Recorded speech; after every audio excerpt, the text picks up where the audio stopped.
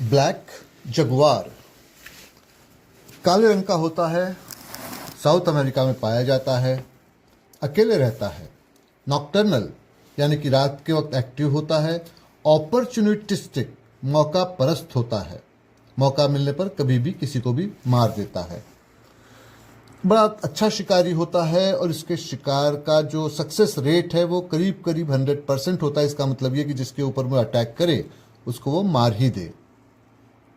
बेकार की लड़ाइयाँ नहीं लड़ता, देखता है कि सामने वाला जो जानवर है वो किस तरह का है, क्या उससे मुकाबला कर सकता है, और वो सब हिसाब लगाते हुए उस पर अटैक करता है। जिसकी उसकी ताकत होती है, जितनी उसकी कैपेसिटी होती है, जितनी उसकी अवेलेबिलिटी होती है, पावर अवेलेबिलिटी मतलब जिसमें ताकत उसमें बची है वो हिसाब से, तो इस तरह से वो लड़ता है। इन सब के अलावा वो जहाँ किसी जानवर पर अटैक करता है वहाँ की वो सेटिंग को देख लेता है कि वहाँ का आसपास का सेटिंग कैसा है जिससे वो सेफ रह सके। जैसे एग्जांपल के लिए ये ट्री के ऊपर चढ़ना जानता है तो ट्री के ऊपर चढ़ जाता है, एक दरख्त पर चढ़ जाता है, वहाँ से सब ऑब्जर्व करता है और फिर वो उसके बाद में शिकार करता है। इसे बहुत ज़्यादा डिसेप्टिव यानी कि धोखेबाज माना जाता है। इसकी सीधी सी वजह यह है कि काले रंग का होता है, रात को शिकार करता है तो दिखाई नहीं पड़ता है, इसकी आंखें सिर्फ चमकती होती है। तो कुल मिला के ये सारी जो खासियतें हैं इसको एक बड़ा खतरनाक शिकारी बना देती है। एक ऐसा ही कॉन्ट्रैक्ट किलर है जो कि पैसे लेके लोगों की जान लेता है साउथ अमेरिका में, और इसका नाम है जगुआर, या इसको जगुआर के नाम से ही लोग जानते हैं। ये एक लेजेंडरी फिगर है क्योंकि ये पिछले 20 साल से शिकार करता आ रहा है लोगों का। आज तक कभी किसी ने इसको देखा नहीं, ना ये पकड़ा गया है। कहते हैं कि ये खामोश मौत की तरह से आता है और खामोशी से चला जाता है। इसका सिग्नेचर स्टाइल यानी कि मारने का जो खास तरीका है वो ये कि ज़्यादातर ये लोगों के गले को काट देता है। इसका कोई तेज़ धार वाला चाकू होता है जो बड़ा इफ़ेक्टिव होता है। पहले तो उसके बारे में इंफॉर्मेशन कलेक्ट करता है अपने नेटवर्क से और उसके बाद में मौका मिलने पर उसके गले को वो काट देता है जिससे कि शोर शराबा बिल्कुल भी ना हो। अब मुश्किल ये है कि मैक्सिको की एक पुलिस ऑफिसर है रिबेका, उसका कॉन्ट्रैक्ट इसको मारने के लिए मिला है। ये रिबेका के पीछे है और मैक्सिको की पुलिस ये सोचकर परेशान है कि रिबेका जो कि एक लड़की है पर पुलिस ऑफिसर है, उसे कैसे बचाया जाए। अब देखिए, कनाडा में जो इलीगल ड्रग्स आते हैं वो ज़्यादातर साउथ अमेरिका से आते हैं। दरअसल साउथ अमेरिका के जो बाकी के देश हैं जैसे कि ब्राज़ील, अर्जेंटीना, चिली, बोलिविया, यहाँ से सारे के सारे पहले मैक्सिको में आते हैं और उसके बाद में वहाँ से इनको कनाडा में सप्लाई किया जाता है। दरअसल मैक्सिको को बचे हुए साउथ अमेरिका से जो जंगल जोड़ता है उसका नाम है डेरियन फॉरेस्ट। ये करीब 25 किलोमीटर के आसपास का लंबा सा जंगल है और इसमें से कोई सड़क नहीं है। आज तक कोई सड़क इसमें बना नहीं पाया। इसकी कुछ वजह है, एक तो यहाँ बहुत सारे जंगली जानवर है, दूसरा यह है कि इसमें बहुत सारे क्रिमिनल्स एक्टिव भी रहते हैं। अब अगर इस जंगल को पार करना हो तो इसके अंदर से तो आप नहीं जा सकते, आपको इसके बगल से जो सी रूट है वो लेना पड़ेगा।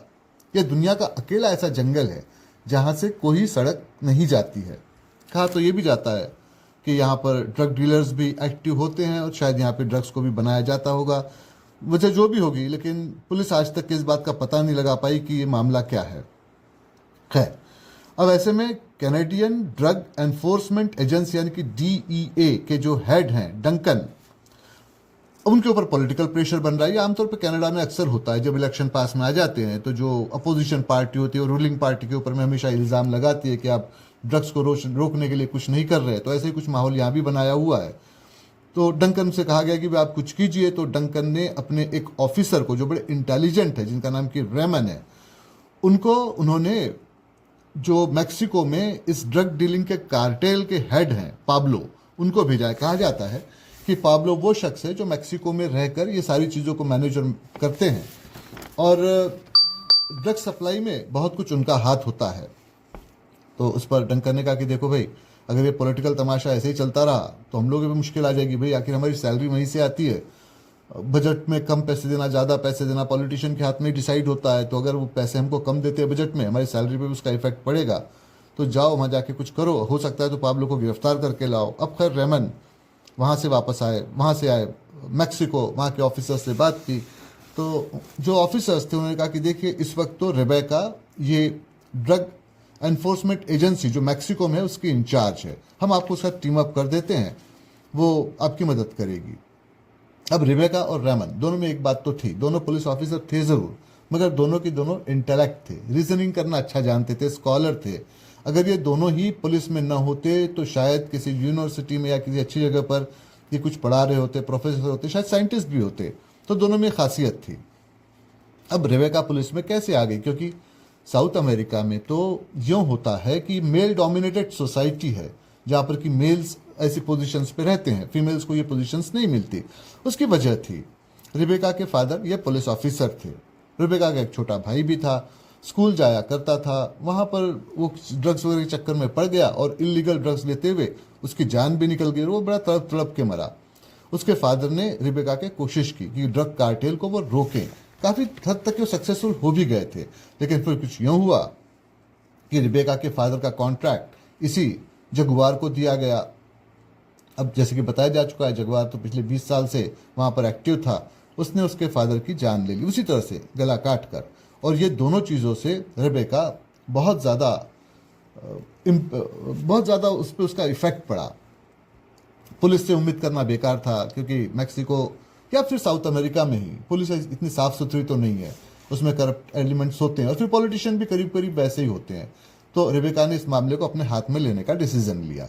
हालांकि उसके साथ में जो उसके बगल में कोई रहा करते थे, ईथन, जो उसी तरह के स्कॉलर थे, उसके साथ उनकी एंगेजमेंट हो गई कि उन्होंने उसको समझाया भी कि भाई ज़िंदगी में इस तरह की चीज़ें तो होती है, एक्शन रिएक्शन सारी होती हैं, इंसिडेंट्स होते हैं। अच्छा शख्स वही होता है जो मौके की नज़ाकत को समझे, यहाँ रहने का फ़ायदा क्या है, यहाँ पर पुलिस करप्ट है, पॉलिटिशियन करप्ट है, फादर तुम्हारे इसमें मारे गए हैं, कल तुम्हारी जान भी जा सकती है, इसे छोड़ो, मैं यूएस जा रहा हूँ, तुम भी यूएस आ जाओ और वहीं पे सेटल हो जाते हैं, बाकी तुम स्कॉलर हो, जॉब भी मिल जाएगा।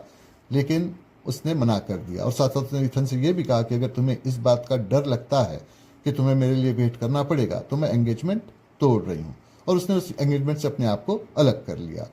तो इस तरह का ये मामला था। अब रेबेका यहाँ पर काम कर रही थी, उनका कुछ नेटवर्क भी था पुलिस का। तो जैसे अब रेबेका को इसका इंचार्ज बना दिया गया था, तो उससे कहा रेमन से कि देखो रेमन, हमारे पास में अभी कुछ इन्फॉर्मेशन मिली है कि एक ड्रग डील होने वाला है, वहाँ पाब्लो भी आएगा, हम पाब्लो को वहीं अरेस्ट कर सकते हैं। तो हम नेट अपना एक जाल वहाँ बिछाते हैं और वहाँ वो पहुँचेंगे। खैर दोनों ने मिलकर सारी तैयारी की। अब चूँकि रेमन भी काफ़ी इंटेलेक्चुअल थे और एक्सपीरियंस ऑफिसर भी थे, तो उन्होंने कुछ पुलिस ऑफिसर्स को, कुछ पुलिस के फोर्सेस के लोगों को उस क्लब में जहाँ पर की मीटिंग होने वाली थी वहाँ उसके आसपास में उन्होंने बिछाया और कहा कि कोशिश ये करते हैं पाब्लो को जिंदा पकड़ते हैं। लेकिन जब वहाँ वो पहुँचे तो ऐसा हुआ ही नहीं। अब तो रेबेका इस केस पे काफ़ी अरसे से काम कर रही थी। उसने कहा कि देखो भाई, जो लोग आए इसमें पाब्लो तो है नहीं, उसका बेटा मार्कस आया हुआ है, और मार्कस के साथ में मार्कस का कजिन जैकरी जो कि उसका बॉडीगार्ड है वो है। तो इस पर रेमन ने कहा कि अगर पाब्लो का वेट करते तो ये दोनों भी हाथ से निकल जाएंगे, भाई बेटा हाथ में आएगा तो बाप कितना दूर रह सकता है, तो इसको गिरफ्तार करते हैं। तो खैर वो दोनों वहाँ पहुँचे। अब जैसे कि रेमन के साथ था, रेमन तो कनाडा से आए हुए थे, शायद उनको लोग जाने भी नहीं, लेकिन रेबेका को तो लोग जानते थे। तो रेबेका वहाँ पहुँची, उसने कहा कि मार्कस से कि तुमको अरेस्ट किया जाता है। अब जैसे कि बताया जा चुका है कि साउथ अमेरिका में तो फीमेल्स ऐसे जॉब नहीं करती, उनको काफ़ी नीचा देखा जाता है। तो अपने उसी मेल डोमिनेंट टेंडेंसी के वजह से मार्कस ने कुछ रेबेका से बदतमीजी की, उल्टा सीधा कुछ कहा। उसने अपनी गन निकाली, और गन उसने निकाली थी एक्चुअली रेमन के लिए, क्योंकि उसने देखा कि रेमन पास में खड़े हैं, अपना हाथ जेब में डाले हैं और उनके पास में गन है। अब रेमन थे मार्कस के निशाने पर, रेबेका के पास कोई चॉइस नहीं था। उसने जल्दी से अपनी गन निकाली, शूट कर दिया, गोली मार्कस के सिर में लगी, उसकी मौत हो गई। अब चूंकि वो क्लब उसी तरह के ड्रग डीलर्स का था, कुछ लाइट ऑफ हुई, कुछ अंधेरा हुआ, कुछ गोलियां चली, लोग यहाँ वहाँ से भाग गए। आखिर में रेबेका और रेमन के हाथ में कुछ 2-3 लाशें लगी, और उसमें से जो ड्रग डीलर्स थे उनमें से शायद कोई 1 या 2 ही कुछ रहे होंगे, बाकी तो सारे वहाँ से भाग चुके थे। जिंदा उनके हाथ में कोई भी नहीं आया। ये वापस लौट कर आए तो जो कैप्टन थे, पुलिस कैप्टन जो कि रेबेका के हेड थे, उन्होंने कहा कि देखो रेबेका, तुमने जो सारी बातें बताई है इससे मुझे पता चलता है कि तुमने मार्कस को मार दिया है, जानबूझ के नहीं मारा, एक्सीडेंटली वो मर गया। पहली बात तो यह है कि मैक्सिको में इस तरह से ड्रग्स डीलर को सजाए मौत नहीं मिलती। ये जो मौत की सज़ा मिलती है ड्रग्स डीलर को, ये इंडोनेशिया, मलेशिया, इन देशों में मिलती है। यहाँ तुम लोग गिरफ्तार करते हैं और जैसे कनाडा में होता है करीब 2 साल से लेकर तो 10-12 साल के बीच की कुछ सज़ा होती है जिस तरह का उन्होंने जुर्म किया होगा, लेकिन ये मारा गया है। ये होगी पहली बात। दूसरी बात यह है कि मार्कस का फादर जो पाब्लो है, ये क्रिमिनल जरूर है मगर ये इमोशनल क्रिमिनल है। आमतौर पे जो क्रिमिनल्स होते हैं वो पुलिस से बचकर काम करते हैं और ये सोचते हैं कि अपने बिजनेस को किसी तरह से चलाया जाए, पैसे जमा किए जाए। इसके साथ ऐसा नहीं है, ये बिजनेस करता है और उसमें भी इसके इमोशंस कई बार आ जाते हैं। तो ये वो इस बात से ऐतराज़ नहीं करता कि किसी पुलिस वाले को मारा जाए। हमको तो ये भी शक है कि शायद तुम्हारे फादर की जो डेथ हुई थी, जिसको कि जगुआर को जिसने कॉन्ट्रैक्ट दिया था, वो शायद ये पाब्लो ही रहा होगा। कोई श्योर तो नहीं है मगर ऐसे हो सकता है। मगर फिर भी एक इंसिडेंट तो है जिसके बारे में तुमको बताया जा सकता है। तो उन्होंने कहा कि देखो ऐसे हुआ था कि एक बार ऐसे ही पाब्लो किसी डीलिंग के लिए आया था, कुछ 4-5 साल पहले की बात थी। तो हमने अपना जाल बिछाया, उसको अरेस्ट करने की कोशिश की। पाब्लो तो नहीं मिला, लेकिन उसका भाई स्टैनली हमारे हाथ में आ गया। स्टैनली को हम ले आए, उसे सवाल जवाब किए। अब स्टैनली बहुत ज़्यादा तो जानता नहीं था, जितना जानता था वहाँ तक तो ठीक था। हमने उसका जो केस था वो कोर्ट में प्रोड्यूस कर दिया। मजिस्ट्रेट ने सारी बात सुनी, उसको मुश्किल से कुछ 1-8 साल की सज़ा हुई। उसके बाद उसको छोड़ दिया गया। हमें लगा कि हम इसका पीछा करेंगे तो हमको पता चल जाएगा कि पाब्लो कहाँ है, पर ऐसे हुआ नहीं। अचानक ही स्टैनली गायब हो गया और उसके बाद में वही उसी तरह से गला कटी हुई उसकी लाश पाई गई। और जाहिर था कि ये काम तो जगुआर ने किया था। इसका ये मतलब था कि जगुआर ये इस काम को पाब्लो के लिए तो करता है। खैर, जब उसका भाई स्टैनली मारा गया तो उसके जेब में एक लेटर भी हमको मिला और उस लेटर में पाब्लो का मैसेज था। उसने कहा कि मैं अपने भाई को बहुत प्यार करता था, लेकिन ये आपके हाथ आ गया था, इसने अपने आप को बचाने की कामयाब कोशिश नहीं की थी। मुझे शक है कि इसने आपको बहुत कुछ बताया है। तो जिसको मैं प्यार करता था अपने भाई को, उसके साथ मैं ये कर सकता हूँ, तो जिससे मैं नफरत करता हूँ उसके साथ मैं क्या कर सकता हूँ, तो आप समझ सकते हो। तो इस पर रिबेका और रेमन दोनों ने कहा कि ये तो सब कहने की बात है, पुलिस से कौन इस तरह से टक्कर लेता है। लेकिन उनकी बात गलत साबित हुई। एक दिन के बाद ही जैकरी, जो कि उसके बेटे मार्कस के साथ आया था और मार्कस की जो बॉडीगार्ड की जो जिम्मेदारी थी इसने उठाई थी, उसकी लाश मिली उसी तरह से गला कटे हुए, और साथ में उसके जेब में एक लेटर भी था और उसमें लिखा हुआ था कि इसके लिए जैकरी जिम्मेदार नहीं था। पुलिस अचानक आई, जैकरी उसको मार्कस को बचा नहीं पाया, फिर भी अपने काम में वो फेल रहा था, इसलिए उसको मारा जाता है। लेकिन हमारा असली शिकार है डंकन, कैनेडियन डीई का हेड, क्योंकि उसी ने यहाँ पर ये सारा बखेड़ा करवाया है। वरना अब तक के तो ऐसा नहीं हुआ था। पुलिस यहाँ पर आती थी, मामले को कुछ तहकीकात करती, कुछ पैसे की भी लेन देन होती, पुलिस अपने रास्ते जाती, हम अपने काम करते। लेकिन यहाँ ये मामला बिगड़ गया है डंकन की वजह से। तो अब अगला टारगेट डंकन है। अब इस चीज़ को लेकर वहाँ बड़ी परेशानी हो गई, क्योंकि डंकन बैठे थे कनाडा में, और अगर ये जगुआर को वहाँ उनको मारने भेजता है और उनको इस बात का पता नहीं है तो ये बड़ी मुश्किल हो सकती है। उन्होंने कहा कि देखो भाई, रेमन और रिबेका तुम दोनों बैठो और बैठने के बाद में इस बात को डिसाइड करो कि क्या इस मामले में क्या किया जाए। रही जगुआर की बात, तो उसके बारे में मैं तुम्हें बता देता हूँ। जगुआर ब्राज़ील में था, तकरीबन आज से 22-23 साल पहले। वहाँ पर उसको वहीं की पुलिस ने पहले ट्रेन भी किया था, और उसको सीक्रेट मिशंस के लिए, क्योंकि उसकी जो काबिलियत थी वो किसी कमांडो की तरह से थी, तो उसकी फाइल उसके एक ऑफिसर के पास ही थी। उनके अलावा किसी और को उसके बारे में पता नहीं था। उसकी जब ट्रेनिंग पूरी हुई तो उसने सबसे पहला काम तो यही किया कि उस ऑफिसर की जान ली, उस फाइल को जला दिया और वहाँ से वो गायब हो गया। बाद में तो ये तफ्तीश की गई तो पता चला कि जगुआर इस बात को समझ गया था कि पुलिस उसको इससे ट्रेन करके खतरनाक मिशंस पे भेजेगी, 2, 4, 5, 6, कभी ना कभी तो वो मारा ही जाएगा मिशंस को पूरा करने के बाद। तो थोड़े से पैसों के लिए अपनी तरह से इस तरह से जान खतरे में क्यों डाले। फिर उसने ये किया कि साउथ अमेरिका में जितने भी टेररिस्ट ग्रुप्स थे, चाहे वो अर्जेंटीना में हो, बोलीविया में, चाहे कहीं हो, सबसे जाके उसने कांटेक्ट किया, उन सबसे ट्रेनिंग ली। जो ट्रेनिंग वो पहले ले चुका था उससे कहीं ज़्यादा वो ट्रेंड हो गया, और फिर उसके बाद में इस तरह से वो कॉन्ट्रैक्ट किलिंग के काम करने लगा। बहुत सारा पैसा चार्ज करता है, लेकिन एक बार जब वो कोई किसी का कॉन्ट्रैक्ट ले लेता है तो फिर उसको मार ही देता है। साउथ अमेरिका के बाहर भी कुछ केसेस पाए गए हैं, न कभी पकड़ा गया, न कभी उसका कोई फोटो आया, न उसके नाम का किसी को पता है। असली नाम उसका क्या है, और अगर अब वो इस तरह से डंकन के पीछे जाता है तो डंकन की जान को तो खतरा ही है। अब रेमन और रेबेका, जैसे कि कैप्टन ने कहा था कि आप एक साथ बैठिए और बैठ के इसका फैसला कीजिए कि क्या करना चाहिए। दोनों एक जगह बैठे, दोनों इंटेलिजेंट थे। तो उन्होंने कहा कि देखो भाई, इसका जो सक्सेस रेट है मारने का वो 100% है। ये तो पहली बात है। दूसरा, पाब्लो की जो पिछली एक्शंस है, अगर उसने इस तरह से ये कॉन्ट्रैक्ट जगुआर को दिया है डंकन को मारने का, तो ये तो कोई बहुत बड़ी बात नहीं है। फिर आगे रेमन ने रेबेका को समझाया कि देखो, यहाँ पर तुम्हारे यहाँ जो सिस्टम है, इंफॉर्मेशन सिस्टम, ये बड़ा कमज़ोर है। अगर कनाडा में ये इंफॉर्मेशन सिस्टम होता तो बड़ा मजबूत होता, लेकिन उस दिन देखो पाब्लो नहीं पहुंचा, उसका बेटा पहुंचा, हमको इंफॉर्मेशन मिली ही नहीं थी। तो एक ये इशू है। दूसरी बात है कि बुरा मानने वाली बात नहीं है, मगर ये भी देखो कि तुम्हारा जो पुलिस डिपार्टमेंट है ये काफ़ी करप्ट भी है। इसमें कई ऑफिसर्स यहाँ पर उससे मिले होंगे। ऑफिसर्स ही क्यों, पॉलिटिशियन मिले होते हैं और कॉमन आदमी भी उनसे मिला होता है। तो जब कॉमन आदमी इस तरह से करप्ट होता है तो ऐसी जगह में आमतौर पे गुड पीपल डाई, यानी कि अच्छे लोगों की आखिर में मौत ही होती है किसी भी सोसाइटी में। तो ये सब करने की ज़रूरत नहीं है, बहादुर बनने का ये वक्त नहीं, तुमको छिप जाना चाहिए। तो रेबेका ने कहा, आपकी सारी बातें मैं मानती हूँ, लेकिन जैसे कि आपने कहा, ऐसे करप्ट सोसाइटी में गुड पीपल डाई, अच्छे लोग मरते हैं। तो उसी तरह से दुनिया भर में गुड पीपल डोंट हाइड, अच्छे लोग जो होते हैं वो कभी छिप के नहीं रहते, वो सबका मुकाबला खुलेआम करते हैं। तो यहाँ मेरा रहना ज़रूरी है। अब रेमन इतने वक्त से उसका काम कर रहे थे रेबेका से, उससे बड़े इम्प्रेस हुए। इम्प्रेस क्यों हुए, उसकी वजह थी। रेमन जब 27 साल के थे और कैनेडियन पुलिस फोर्स को तब उन्होंने ज्वाइन नहीं किया था, तब उनकी शादी हो गई थी। बाद में उन्होंने कैनेडियन पुलिस फोर्स को ज्वाइन किया। उनकी वाइफ यूरोप से आई थी। पहले इस बात का कोई डिसीजन नहीं हुआ था कि पुलिस ज्वाइन करेंगे। अब पुलिस ज्वाइन कर लिया। भाई, पुलिस का काम जो होता है वो तो बड़ा स्ट्रेसफुल होता है, दिन रात आप बिजी रहते हो।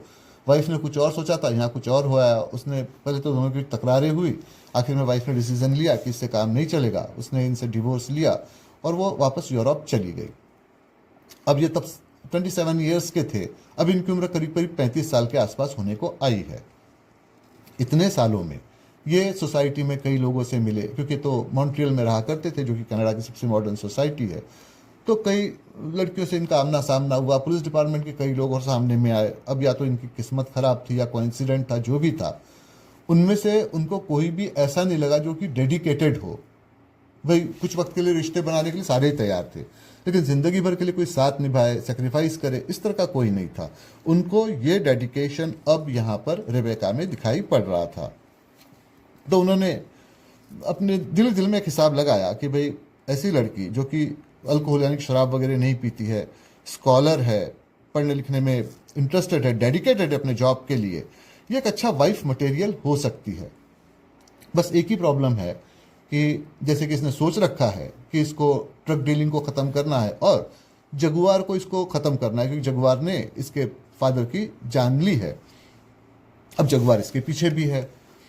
तो अगर जगुआर इसे या डंकन को मारना चाहता है तो अच्छा तो ये होगा कि दोनों को एक जगह रख के प्रोटेक्ट किया जाए। भाई, वो आखिर एक साथ दो जगह तो नहीं हो सकते कि रेबेका की भी हिफाजत करे और डंकन की भी हिफाजत करे। तो इसको लेकर जाते हैं कनाडा। वहाँ इससे कह देंगे कि इसको डंकन को सपोर्ट करना है, उसकी हिफाजत करनी है, और इस तरह से वो डंकन और रेबेका दोनों की हिफाजत कर लेंगे। ये होगी पहली बात। दूसरी बात ये है कि मैक्सिकन जो सोसाइटी है, इससे कैनेडियन सोसाइटी कहीं अच्छी। एक बार जब ये वहाँ रहेगी, देखेगी, तब इसको समझ में आ जाएगा। दूसरा, अब तक उन्होंने देखा था कि भाई लड़की उनके सलामती की यहाँ बड़ी फिक्र करती है, तो कि तो वहाँ पर गेस्ट पुलिस ऑफिसर की तरह से आए हैं, तो शायद इसके दिल में भी लगाव है। सर, जो भी होगा, अगर एक बार वो किसी तरह से वहाँ जगुआर को पकड़ लेते या मार देते कनाडा में, जो कि पॉसिबल है क्योंकि वहाँ उनकी अपनी सारी सिस्टम होगी, वो जगह तो जगुआर के लिए नहीं होगी। तो एक बार इस काम को कर लें, फिर इस लड़की को प्रपोज करते हैं। वो अगर हो सका तो इसके साथ ही उनकी ज़िंदगी बीतेगी। तो जब उन्होंने ये सारा कुछ सोच लिया तो उन्होंने यही बात अपने पुलिस कैप्टन के सामने में रख, वो जो मैक्सिकन पुलिस कैप्टन थे उनके साथ में रखी और उनको समझा के बताया। तो पुलिस कैप्टन ने कहा कि तुम ठीक कहते हो, इस तरह से हो सकता है। तो उन्होंने रेबेका को बुला के कहा कि देखो रेबेका, मैं समझता हूँ कि तुम मैक्सिको में रहकर एक पैट्रियोटिक ढंग से, मतलब एक देश को प्यार करने वाली लड़की की तरह से काम करना चाहती हो, लेकिन ये सारे मिशन आकर अब कनाडा में ख़त्म हो जाते हैं, क्योंकि यहाँ हम पाब्लो को देर या सवेर तो पकड़ ही लेंगे। ये कोई बड़ी बात नहीं है। उसका असली हथियार है जगुआर, और जगुआर अब यहाँ से कनाडा डंकन को मारने जा रहा है। हम ये नहीं कहते कि उसकी हिफाजत कैनेडियन पुलिस नहीं कर सकती है, लेकिन मुश्किल यह है कि कैनेडियन पुलिस को जगुआर के बारे में कोई बहुत इंफॉर्मेशन नहीं है। तुम्हें बहुत अच्छी तरह से पता है कि जगुआर कैसे काम करता है, तुमने आखिर अपने फादर का बदला लेने के लिए इतने दिन उसकी स्टडी की है। तो एक तरह से अगर तुम वहाँ जाती हो तो ये काम तो हो सकता है। तो मैं तुमको प्रॉमिस करता हूँ कि देर या सवेर हम यहाँ पे पाब्लो को तो पकड़ ही लेंगे, क्योंकि हमारे इन्फॉर्मर तो यहाँ काम ही कर रहे हैं। लेकिन वहाँ जाकर तुमको डंकन की हिफाजत में थोड़ा सपोर्ट करना है। अब ये बात तो खैर रिबेका भी जानती थी कि जगुआर पिछले 20 साल से एक्टिव था, एक भूत की तरह से, एक खामोश मौत की तरह से, जैसे कि असली जगुआर करता है, जो जानवर करता है वैसे। और उसको कभी किसी ने देखा नहीं, क्योंकि जगुआर जैसे काले रंग का होता है और रात में छिप जाता है, वैसे ये भी कहीं छिप जाता है। तो भले ही वो ये सोच रही थी कि यहाँ रहकर वो जगुआर को पकड़ेगी या उसको मारेगी, लेकिन ये बात तो वो भी जानती थी कि ये आर पार की लड़ाई है, या तो वो मारेगी या जगुआर उसको मार देगा। उसको भी लगा कि ये तो एक अच्छा मौका हो सकता है। वैसे भी अगर जगुआर उसके पीछे है, क्योंकि पाब्लो ने उसका कॉन्ट्रैक्ट दिया है जगुआर को मारने का, तो जगुआर को उसके पीछे तो आना ही पड़ेगा कनाडा में। भले ही वो डंकन को मारने को नहीं आएगा, उसको मारने को तो वो आएगा ही। तो ये काम तो एक अच्छा हो सकता है। तो उसने कुल मिलाकर ये सारा लॉजिक समझा और वो रेयान के साथ जाने के लिए तैयार हो गई। दोनों मॉन्ट्रियल में आए, डंकन को बात बताई सारी, तो डंकन हंसने लगे। डंकन ने कहा कि देखो, मैं कोई मामूली आदमी नहीं हूँ, मैं DEA यानी कि ड्रग एनफोर्समेंट एजेंसी का हेड हूँ, चीफ हूँ। जाहिर सी बात है कि मेरे पॉलिटिकल कॉन्टैक्ट्स भी होते हैं, गवर्नमेंट का सपोर्ट भी होता है, सिक्योरिटी सिस्टम भी होती है। और फिर ये कनाडा है, कोई मैक्सिको की तरह से देश नहीं है कि यहाँ पे इन्फॉर्मर आपको गलत इन्फॉर्मेशन देते हैं या आपके अंदर की बात बाहर में लीक हो जाती है। इनमें से तो कुछ भी नहीं है। तो अब यहाँ पर अगर वो मुझे मारने को आता है तो जगुआर मुसीबत में है, मैं मुसीबत में नहीं हूँ। तो उस पर रिबेका ने थोड़ी देर सुन लिया, फिर उनको समझाया कि देखिए सर, उसने अगर यहाँ आने का डिसाइड किया है तो यहाँ आने की इन्फॉर्मेशन तो वो बहुत पहले ले चुका होगा। दरअसल वो ये पहले अंदाज लगा लेता है कि उसको कहाँ कहाँ काम करना होता है। जब आपने रेमन को यहाँ भेजा था तभी जगुआर समझ गया था कि रेमन से उसकी टक्कर अब होने जा रही है। हो सकता है कि ये टक्कर मैक्सिको में हो सकता है कि ये टक्कर कनाडा में हो। और उसको पता भी है कि वो मॉन्ट्रियल से ही आया है, तो उसने यहाँ की सेटिंग न सिर्फ कर रखी होगी, बल्कि यहाँ से उसको कहाँ का इन्फॉर्मेशन मिल सकती है, कौन कौन से टारगेट्स हो सकते हैं, ये सारा प्लान हुआ होगा। आप थ्योरी की बात छोड़िए, प्रैक्टिकल की बात देखिए। इस आदमी का सक्सेस रेट 100% है। एक लंबी सी लिस्ट है कि जिस पर भी टारगेट करता है उसको मार देता है, उसके बावजूद भी कोई उसको देख नहीं पाता। 99% केसेस में तो यही हुआ है कि उसने उनको गला काट के मारा है। तो आप समझ सकते हैं कि शिकार के कितने पास, कितने आसानी से, छिपे ढंग से पहुंच के उसको मार लेता है, चाहे वो कोई भी क्यों ना हो। ठीक है कि आपको एक सपोर्ट सिस्टम है, आपके साथ में एक अच्छा खासा पुलिस का एक महकमा है जो आपकी हिफाजत करता है, बावजूद उसके खतरा तो है ही। तो अगर वो यहाँ पर आ गया है, जो कि आ चुका होगा, तो खतरे में वो नहीं है, मुसीबत में हम हैं। तो हमको इस तरह से प्लान करके ये सारी चीज़ को करना है। खैर, अब वो डंकन उस बात को मानने को तैयार नहीं थे, लेकिन कोई 2 ही दिन निकले थे कि डंकन के ऑफिस में काम करने वाली एक ऑफिस गर्ल की मौत हो गई। उसका उसी तरह से गला काट के उसको मारा गया था। तो रिबेका ने कहा कि ये इसका स्टाइल तो नहीं है, क्योंकि इस तरह की किलिंग तो वो नहीं करता है। तो उस पर रेमन ने कहा कि डंकन साहब जो बात तुमको बताना नहीं चाहते वो मैं बता देता हूँ। इस लड़की को उसने मारा है, वो डंकन साहब की ऑफिस गर्ल थी और इनके सारे प्रोग्राम्स बनाती थी, उसी के पास से सारे प्रोग्राम्स भी होते थे। तो जाहिर सी बात है कि अगर ये बात जगुआर को पता चल गई थी, जैसे कि तुम कहते हो उसका इन्फॉर्मेशन नेटवर्क बड़ा स्ट्रांग है, तो उसी ने इस लड़की से वो सारी इन्फॉर्मेशन निकाली होगी। और चूंकि ये चीज़ वो हमको न बता दे, इसलिए उसने उसको मार दिया होगा। बस गलती ये कि अपने सिग्नेचर स्टाइल से उसको मारा है, जिससे हमको पता चल जाता है कि इसको मारने वाला जगुआर है। और तुम ना होती तो ये बात हमको पता भी ना चलती। तो अब रिबेका ने सजेस्ट किया नूज यानी कि एक फंदा। तो उसने कहा कि देखो, ऐसे करते हैं कि डंकन साहब को बताने की ज़रूरत नहीं, इनके आसपास हम पुलिस ऑफिसर्स का एक फंदा तैयार करते हैं, जैसे कि आमतौर पे जगुआर के शिकार के लिए किया जाता है कि बीच में एक जानवर होता है, उसका टारगेट, उसके आसपास फिर बाकी का फंदा होता है। जैसे ही वो अंदर एंटर होता है, उस शिकार के पास पहुंचता है, उस फंदे को खींच लेते हैं कस के, तो वो मारा जाता है। तो उस पर उन्होंने कहा, रेमन ने, कि भाई ये टेक्निक हमारे लिए नहीं है, इस तरह से कनाडा में कभी काम नहीं हुआ, क्योंकि पुलिस ऑफिसर्स को ये सिक्योरिटी हम कभी देते ही नहीं, यहाँ इस तरह का खतरा होता ही नहीं है। यहाँ तो पुलिस ऑफिसर्स क्रिमिनल के पीछे होते हैं और क्रिमिनल भागते फिरते हैं। बहरहाल, अब जब तुम ये कह रही हो तो इस तरह का अरेंजमेंट करते। उन्होंने वो अरेंजमेंट कर दिया। लेकिन जैसा कि था, रेमन एक इंटेलेक्ट भी थे। तो उन्होंने सोचा कि ये बताया जा रहा है कि शिकार है डंकन, लेकिन क्या कि अगर डंकन शिकार ही ना हो और रिबेका शिकार हो, तब क्या किया जाए। तो रिबेका के लिए भी अरेंजमेंट करना जरूरी है। अब जैसा कि था, रिबेका को तो अब वो दिन रात तो काम नहीं करेगी, कभी जाके वो आराम भी करेगी, तो उसको एक पुलिस अपार्टमेंट रहने के लिए दे दिया गया था, जिसके इंचार्ज थे फ्रैंक। वो फ्रैंक से मिले, फ्रैंक को बताया कि ये लड़की वहां से आई हुई है, इस तरह से खतरे में है। ठीक है कि इस बात को कॉन्फिडेंशियल रखा गया है कि ये कहाँ ठहरी है, लेकिन मुझे लगता है कि ये बात बहुत वक्त कॉन्फिडेंशियल नहीं रहेगी। डंकन साहब के ऑफिस गर्ल मारी गई है, उससे तो यही पता चलता है। तो इसके आसपास का घेरा थोड़ा मजबूत करना है और आपको इस तरह से इसकी हिफाजत करनी है।